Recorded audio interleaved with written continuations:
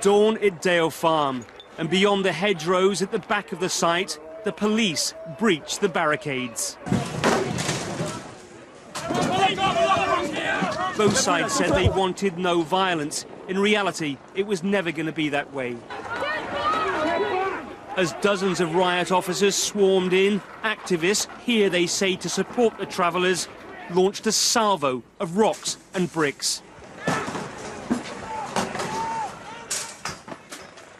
The police kept coming, using tasers on 2 protesters, the voltage enough to temporarily paralyse the victims, with no lasting injuries.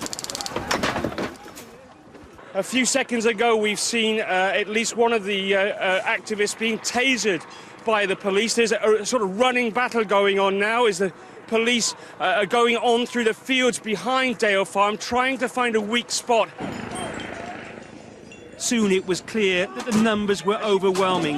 As the protesters fell back, each of their barricades fell one by one to the police advance. And in the middle of it all, the travellers themselves, families fleeing their homes. One mother with a baby in her arms. There were some minor injuries, but the real hurt for many here has been emotional. The chaos and violence comes after weeks of legal delays. Many thought, hoped it would never come to this.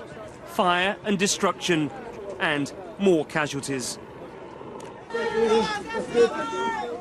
By mid-morning, the police had advanced through the smoke and debris to cover almost the entire site.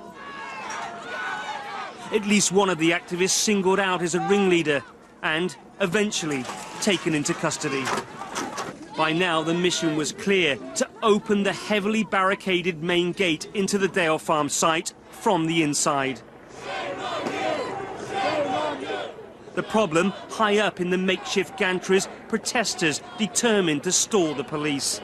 And on the ground, still more chained to each other or to the barricades to stop the bailiffs moving in. It's an absolute travesty what's happening here. The people here can't live their way of life. They can't live here legally, they can't go on the road legally. There's no legal choice for them.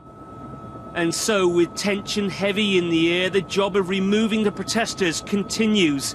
And all of it just meters away from the travellers themselves, who know that the next thing through the gates is likely to be the bailiffs and their heavy plant machinery, with legal orders to clear most of this site.